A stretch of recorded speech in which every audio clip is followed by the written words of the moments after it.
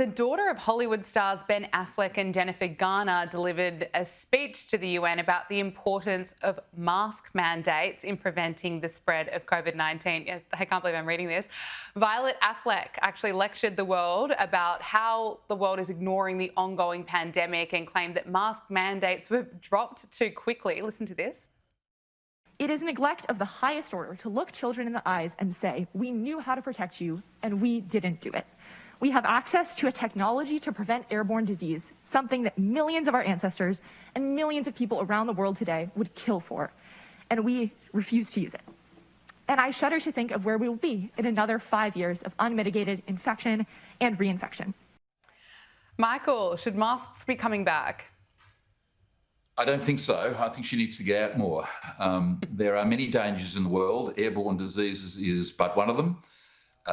There are thousands of ways that people can lose their lives, sadly, during their life, from car accidents, diseases, illness, wars, tragedies, mistakes, accidents. She can obsess about airborne diseases, and that's great. And she can wear a mask for the rest of her life. That's great. But I think she needs to get out more and realise that airborne diseases are probably not the greatest threat to humanity. She should perhaps start with poverty, wars, and diseases, malaria, etc. If she started with those, then people might take her a bit more seriously. But airborne diseases and wearing masks, perhaps not at the top of the list, Gab. It's hard to take her seriously. I think, or as someone who lived in Melbourne throughout 2020, it's a little bit triggering seeing masks and even hearing the words mask mandates come back. Yeah. And just this week, Victoria's former Chief Health Officer, Brett Sutton, admitted that many of the insane measures intended to stop the spread of COVID were probably never necessary. And of course, Melbourne residents spent, almost 300 days in lockdown, and Brett Sutton called that period a horror show, and he wouldn't be drawn on what kind of measures he meant that weren't necessary. But of course, we lived through it. I mean, it was absolutely insane. Children's playgrounds were closed. We couldn't go beyond 5 kilometres from our homes. There was a curfew that was never based on health advice. I mean, it's pretty frustrating after being put through so much. So many people had their businesses closed. There's a whole mental health crisis after what we all went through during COVID. To hear now that actually some of the measures weren't necessary at all.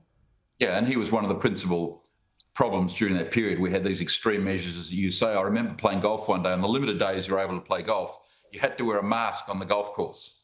Seriously? Outdoors, surrounded by, fresh air and open space. To play golf, you needed a mask, and you weren't allowed to touch the pin because it might be carrying the COVID virus as well. And we remember, stupid things, as you say, like the playgrounds. I mean, it was so extreme here, and it was not based on medical advice, and that's why Victoria is still suffering. Years later, Victoria is still suffering. Yeah. Many small businesses went bankrupt during that period because people weren't allowed to go to cafes, etc. We were allowed out 1 hour a day. We were allowed out 1 hour a day to go for a walk. I mean, the whole thing was an extremist lockdown by the Andrews government here, and Victoria, as I said, is still suffering from this extreme overreaction to the COVID virus. Just finally, before I let you go, I'm not sure if you're a Harry Potter fan, Michael, but it's been reported that HBO are auditioning for females to play Voldemort in the upcoming rebrands. The highly anticipated series is set to hit streaming service in 2027. It's already started filming, and according to reports, HBO is auditioning for both men and women to play Voldemort. So it is possible that that could be what happens. I mean, what is it with all these woke remakes, Michael? Or what are your thoughts? Are you for this? No, well, they don't work. I mean, you can't tangle with the greatness of film history. These were great characters, great stories. They live on, and these remakes where they're trying to contemporise them don't work. They destroy the magic of these great theatrical performances. So I think this is ridiculous to do this. These things don't work, by the way. People look at these things with derision and think that's just absurd. So it'll be money down the drain, and thank goodness we're not putting any money into these new productions, Gab. Michael Kroger, thank you so much. Really appreciate your time today.